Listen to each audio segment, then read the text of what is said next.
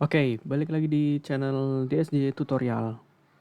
Setelah sebelumnya kita membahas tentang rumus dasar Excel untuk pemula, sekarang gue akan membahas tentang rumus dasar Microsoft Excel untuk fungsi logika.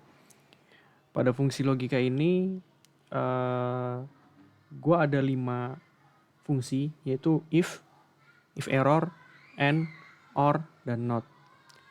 Kalau pada rumus fungsi dasar yang sebelumnya yang gue buat itu memang gue buat lebih cepat, jadi lebih padat. Nah, untuk yang sekarang ini gue ingin membahasnya lebih detail, makanya gue cuma ngambil 5 fungsi aja. Oke, kita mulai dari fungsi if. Nah, fungsi if ini sendiri seperti yang kita tahu adalah merupakan salah satu fungsi yang masuk dalam kelompok logika yang sering digunakan untuk melakukan uji logika tertentu. Jadi, fungsi if ini akan menghasilkan nilai tertentu jika logika yang kita tentukan dapat terpenuhi. Ketika terpenuhi, maka hasilnya adalah true, dan akan menghasilkan nilai lainnya jika logika itu tidak terpenuhi dan akan menghasilkan false. Nah, rumus if itu sebenarnya ada rumus if tunggal dan yang rumus if bertingkat. Oke. Misalnya di sini kita akan coba untuk rumus if yang tunggal. Di sini ada nama-nama, terus ini nilai untuk matematik, fisika, kimia, biologi dengan rata-rata sekian. Kita hanya ingin melihat hasilnya itu apakah dia lulus atau enggak. Jadi pakai rumus if tunggal. Jadi sama dengan if misalnya untuk peserta yang lulus itu nilainya di atas 65, sementara yang nggak lulus itu nilainya 65 atau di bawah itu atau kurang. Jadi kita bisa memakai if logiknya ini adalah nilai ini itu misalnya dia lebih besar dari 65. Jadi dia dimulai dari 66 karena lebih besar dari 65. Oke. Logiknya ini kalau misalnya si 67,0 ini lebih besar dari 65, value if true, maka kalau misalnya memang si rata-ratanya ini di atas 65, maka yang kita inginkan adalah lulus. Kita tulis pakai besar aja. Lulus. Terus ditutup begini. Kenapa kita kasih tutup ini? Karena memang dia bukan berupa angka bilangan. Jadi harus dikasih tanda petik kayak gitu. Terus koma. Terus kalau kita udah menentukan yang lulus, yang nggak lulus gimana? Yang nggak lulus adalah sisanya. Nah, artinya ketika nilainya itu 65 atau kurang dari 65 atau lebih kurang atau sama dengan 65, maka dia akan tidak lulus. Tidak lulus. Jadi rumusnya adalah if jika rata-ratanya lebih besar dari 65, maka dia lulus. Selebihnya tidak lulus. Selebihnya itu berapa? Kurang atau sama dengan 65. Kita enter. Nah, karena dia lebih besar dari 65, maka lulus. Kita copy. Kita gunakan formula. Nah, akhirnya 72,5 dia lulus. 64,3 dia tidak lulus karena dia lebih kecil atau sama dengan 65. Ini juga sama, dan ini 68,8 lulus. Oke. Sampai sini cukup mudah. Nah, kemudian ada rumus if bertingkat. Kalau tadi kondisinya di sini cuman ada tunggal, cuman satu, lulus dan tidak lulus. Misalnya kita ingin mengelompokkan keterangannya di sini adalah nilainya A, B, dan C. Jadi ada tiga kondisi. Di sini kita tetap menggunakan if. If di sini misalnya dia kurang dari 65, maka nah ini kan kurang dari 65 itu kita anggap adalah 65 itu nilai terendahnya, maka dia dapat C misalnya. Koma. Nah, kalau tadi kita cuma punya dua kondisi, maka value if false-nya bisa langsung kita isi yang selainnya. Misalnya yang bagian atas ini tidak lulus. Tapi karena kita masih memiliki dua kondisi lagi, yaitu nilai B dan A, kita bisa mengetikkan if lagi. If, terus pakai tombol tab di keyboard, hasilnya akan seperti ini. Kita klik lagi di bagian rata-ratanya sini. Oke. Terus kita ingin melihat yang nilainya itu misalnya 70. Kita bisa nulisnya adalah lebih kecil dari 70. Maka nilainya kita kasih B.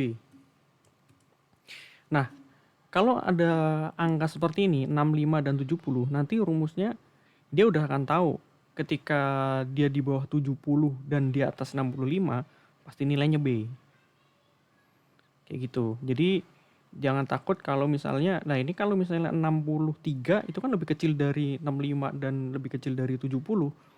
Dia kalau 63 dia pasti akan masuk ke yang kondisi yang pertama ini. Dia akan nilainya C. Atau ini 64 ini akan nilainya C. Dia nggak akan masuk nilai B meskipun dia di bawah. Jadi kalau misalnya fungsi kurang ini ada di antara nilai 70 dan 65, maka dia akan masuk ke B. Kemudian karena memang tinggal satu fungsi lagi ya, atau keterangan nilainya A, maka selebihnya dia akan mendapatkan nilai A. Kita tutup kurung saat. Karena kita membuka kurungnya ada 2, maka tutup kurungnya pun harus 2. Nah, kita lihat lagi rumusnya. Nah, seperti ini dia 67, dia di bawah 70, maka mendapatkan nilai B. Kita copy, taruh di sini, Nah, si rumus ini mendapatkan nilai C. Dia angkanya dia di bawah 65, di bawah 70 juga. Tapi yang paling memenuhi adalah di bawah 65. Kalau misalnya B, yang ini tadi, ini karena dia di bawah 70. Pokoknya di antara 65 dan 70, makanya nilai B. Untuk yang A, ini kan yang kita kategorikan tadi hanya yang kurang dari 65 dan juga kurang dari 70. Terus kalau ada nilai di luar kondisi ini gimana? Yang akan mendapatkan nilai A, yaitu 72 ini akan mendapat nilai A. Oke, kita lanjut yang kedua. Kita akan belajar fungsi if error. Oke, if error itu digunakan untuk menghasilkan sebuah nilai tertentu jika rumus Excel yang kita tentukan menghasilkan nilai error. Jika rumus Excel tersebut tidak menghasilkan pesan kesalahan, maka akan menghasilkan nilai asli dari hasil perumusan. Maksudnya kayak gini, ketika kita melakukan perumusan di dalam Excel, itu tidak semuanya akan mengeluarkan hasil berupa angka. Bisa jadi dia akan menghasilkan sebuah pesan error. Pesan errornya itu yang umum itu ada berapa nih? Ada 9. Yaitu misalnya 0, itu biasanya range-nya tidak beririsan. Terus div itu kalau misalnya ada angka yang dibagi dengan angka 0, maka dia akan mengeluarkan div. Kemudian ada value, tipe data yang dimasukkan salah atau tidak sesuai. Jadi ada ketidakcocokan. Kemudian ada ref. Ref adalah ada referensi yang tidak valid. Ref value ini biasanya kalau misalnya kita ngehapus sebuah kolom yang ada rumusnya atau source-nya, itu biasanya rumusnya akan menghasilkan ini. Terus ada name itu misalnya range atau table yang fungsinya tidak dikenali. Ada num, fungsi yang menghasilkan nilai numerik yang tidak valid. Terus ada NA, mungkin kalian sering menemukan NA ini, nilai yang dicari tidak ditemukan. Terus kalau ada misalnya tanda pagar begini, ini misalnya full habis ngerunning atau melakukan perumusan di Excel terus hasilnya seperti ini biasanya karena memang, nah kayak gini, ini kan terlalu kecil ya kolomnya, ini tinggal di double klik aja nanti dia akan muncul.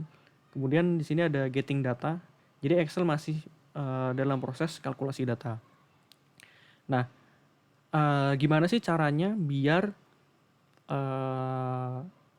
perumusan yang kita gunakan itu tidak muncul pesan error ini, tapi muncul sesuai dengan keinginan kita. Nah, itu bisa kita menggunakan fungsi if error. Karena kan takutnya kalau misalnya ada orang awam ngelihat kok ada pesan error kayak gini, datanya salah ya, datanya ngaco ya, atau gimana, daripada memunculkan pertanyaan kayak gitu, itu kita bisa menggunakan fungsi if error. Jadi if error ini bisa langsung kita gabungkan dengan rumus lain. Misalnya pakai sum kah, sum if apa, atau misalnya kita mau digabungin dengan if. Jadi rumus if yang pertama tadi tinggal digabungin sama if error ini. Tapi karena di sini kita nggak menggunakan rumus itu, kita anggap aja langsung si pesan errornya ini dia langsung muncul pada perumusan kita. Jadi yang perlu kita lakukan adalah if error ini. Nah, terus koma. Jadi cara ngebacanya adalah if error ketika ada error di H6, maka ingin kita munculkan sebagai apa? Karena kan kita nggak pengen munculin error ini. Misalnya kita ingin memunculkan misalnya tanda strip. Nah, tanda strip itu karena memang dia bukan berupa angka, kita kasih petik 2 gini, terus kasih strip, petik 2, terus tutup gini. Nah, maka hasilnya akan seperti ini. Atau misalnya pengen ini, koma, ada error gitu misalnya. Itu juga bisa. Atau pengen dibuat, kalau misalnya memang nggak pengen ada kata-kata yang macam-macam, misalnya tinggal dibuat 0, ya udah dibuat 0 aja, jadi biar nggak terjadi banyak pertanyaan atau tidak membingungkan orang yang memang baru pertama kali ngeliat Excel terus kok ada tanda-tanda kayak gini. Seperti itu. Untuk yang lain bisa ditentukan sendiri pesan errornya seperti apa. Oke, kita lanjut ke bagian ketiga, fungsi N. Jadi fungsi N ini adalah bisa dibilang irisan. Jadi kalau misalnya ada sebuah kondisi, misalnya katakanlah ada 3 kondisi, yang mana ketiganya true, ada yang false, atau bahkan mungkin false-nya lebih dari 1, atau semuanya false. Itu kondisi N itu adalah ketika semua kondisi logika bernilai true, maka hasilnya adalah true. Kemudian semua kondisi logika bernilai false, maka hasilnya akan false. Atau satu atau lebih kondisi bernilai false, maka hasilnya adalah false. Jadi intinya adalah N atau irisan ini semua kondisi harus memenuhi. Oke. Contohnya seperti ini. Kita anggap ini adalah hasil dari perhitungan di Excel. Kita N begini. Logik 1 tinggal di koma, logik 2 koma, logik 3 tanda kurung, maka dia akan true. Karena apa? Semua kondisinya terpenuhi. Misal kita gunakan yang kedua ini, koma, n ya. N, yang ini, dan ini sudah kurung. Maka dia akan false. False karena ada satu kondisi yang tidak terpenuhi. Meskipun cuma satu, dia nggak akan terpenuhi, apalagi ketika semuanya salah. Seperti itu. Nah, terus penggunaan yang lainnya, contohnya seperti ini. Sama dengan N. Terus misalnya kita beranggapan bahwa 87 ini harus, si angka 87 ini lebih besar dari 76, 76 ini lebih besar dari 77, 77 ini lebih besar dari 87. Kita tutup, hasilnya ada false. Oke, kemudian kita coba yang berikutnya.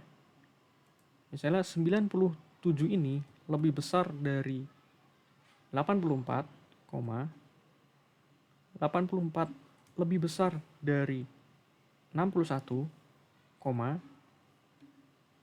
61 lebih kecil dari 97. Hasilnya udah true. Karena memang ketiga rumus tadi itu memenuhi. Begitu juga dengan contoh yang lainnya. Cukup gampang bukan? Oke.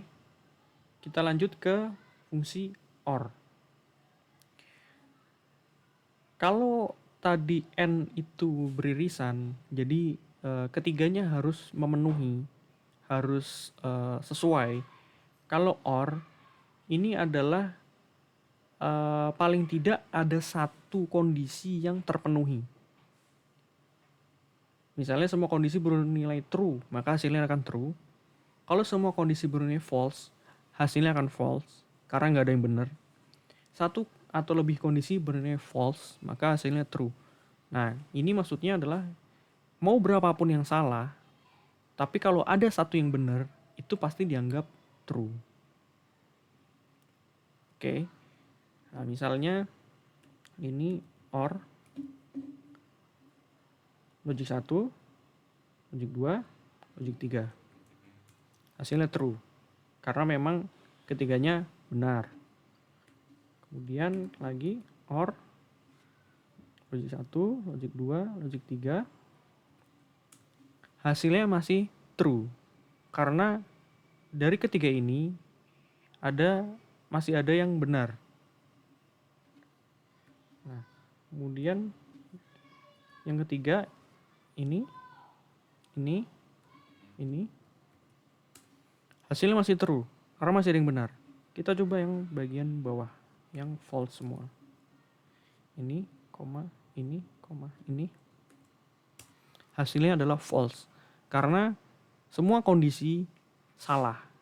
Tidak ada satupun yang benar. Nah, bagaimana penerapannya dengan rumus angka? Misalnya begini. OR ini lebih besar dari 76, misalnya si 76 ini lebih besar dari 87, 77 lebih besar dari 76. Masih true karena ada satu kondisi tadi, yaitu I5 lebih besar dari H5.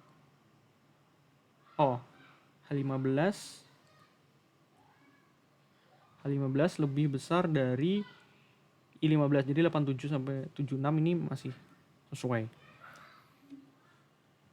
Terus kalau misalnya kita ambil yang salah semua, misalnya 61 lebih besar dari 84, 84 lebih besar dari 97, 97 lebih kecil dari 61. Hasilnya false karena memang ketiganya tidak ada satupun yang benar. Oke? Cukup mudah. Kemudian yang berikutnya adalah fungsi not. Nah, Jadi kalau fungsi AND atau OR tadi itu untuk logic yang sesuai. Artinya menampilkan yang nilai yang sesuai dengan yang ada. Nah, kalau NOT itu digunakan untuk membalikan nilai argumen. Maksudnya gimana? Jika logika yang diuji menghasilkan nilai false, maka rumus NOT akan menghasilkan nilai true. Oke, jadi false, hasilnya false nih. Terus karena kita pakai fungsi NOT di depannya, maka hasilnya akan true. Jadi dibalikin. Dan jika logikanya diuji menghasilkan nilai true, maka NOT akan menghasilkan nilai false. Oke, contohnya seperti ini. Sama dengan NOT, logiknya apa? Misalnya true. Kita tutup aja sini. Maka hasilnya akan false. Kemudian kalau misalnya false yang kita pilih, maka hasilnya adalah true. Jadi intinya dibalikin aja hasilnya itu.